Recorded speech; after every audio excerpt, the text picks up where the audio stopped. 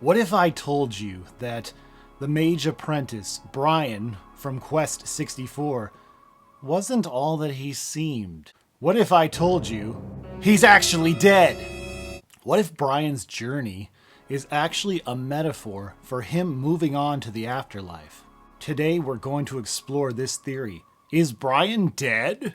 The world of Celtland, more like Call to End. Yes, maybe it's a play on Call to End It All.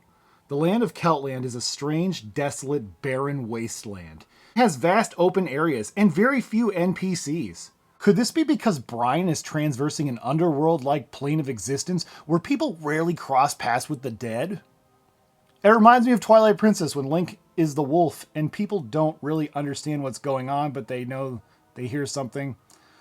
The inns which act as save points of the game are sparse, but frequent enough to feel almost like checkpoints in purgatory, places where Brian can momentarily rest as he comes to terms with the fact that he's met with a terrible fate. What if the enemies in this game are not enemies? What if they're lost souls? What if I told you the monsters and enemies Brian encounters aren't random? They're, in all actuality, lost souls or malevolent spirits trying to prevent him from moving on. They could symbolize obstacles Brian must overcome in his afterlife journey. Take, for instance, the werehair. The werehair could represent a psychological barrier symbolizing Brian's fear of confronting his own demise. As a trickster figure, it might lead Brian astray, forcing him to face his confusion and his deep personal doubts about his abilities as a magician. Ultimately defeating the werehair could be a signifier of Brian slowly overcoming his denial and beginning to accept his fate. Nepti is another good example. For me personally, she was one of the most fearsome bosses in this game. Nepti could symbolize Brian's struggle with emotional turmoil and grief, tied possibly to his father or his own death. As the water boss, she represents Brian's need to confront the deep emotional challenges on his journey through the afterlife. Brian's emotions are deep waters that he is constantly drowning in. Speaking of Brian's father, Brian is searching for Lord Bartholomy. But what if his father was already dead and Brian's quest is his attempt to reunite with him in the afterlife? Every clue leading to Brian's father could be Brian's own search for acceptance of reality that he has passed on, and so has his father. What about the elemental spirits?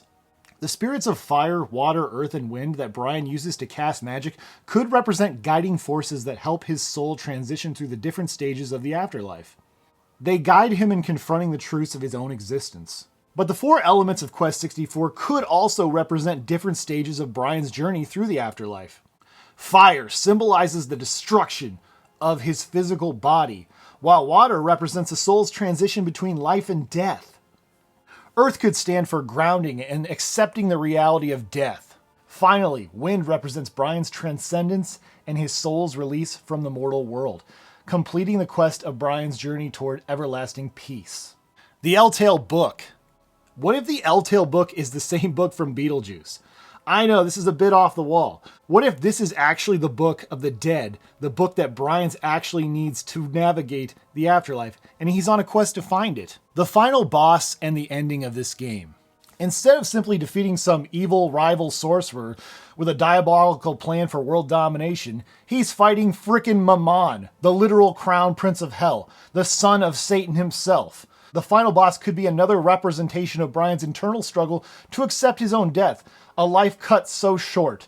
Brian, in his hardest of hearts, believed he deserved more. We think of Shannon as some type of puppet and a malevolent force from Mammon.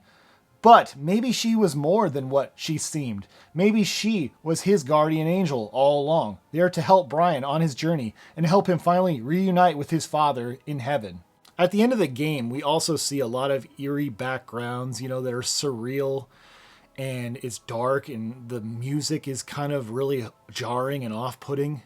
There's so many moments where the dialogue seems just really strange, honestly, and kind of just totally out of place. Like the part where the kid tells you to use the B button. What's that about? Quest is so simple and minimalistic, and has this dreamlike atmosphere as potential evidence that the entire world is a manifestation of Brian's mind and post-death. He doesn't even use money. People just give him stuff. This is truly the dream of a child.